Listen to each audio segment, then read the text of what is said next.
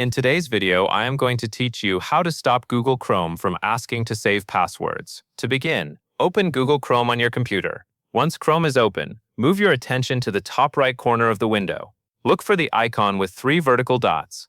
Click the 3 dots to open the menu.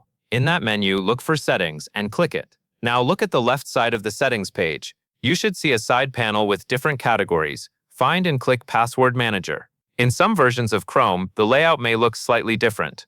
If you do not immediately see Password Manager on the left, look for the Autofill section instead, and then select Passwords or Password Manager from there. After opening Password Manager, you will see options related to your saved passwords, password checkup, and password settings.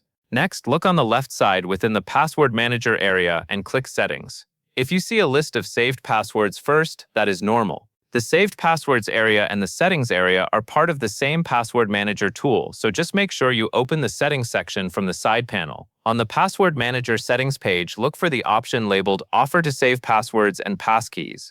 If the switch next to this option is turned on, Chrome will continue showing those Save Password prompts. Click the toggle next to Offer to Save Passwords and Passkeys to turn it off. When the toggle is off, Chrome will no longer ask to save new passwords or passkeys as you browse and sign into websites.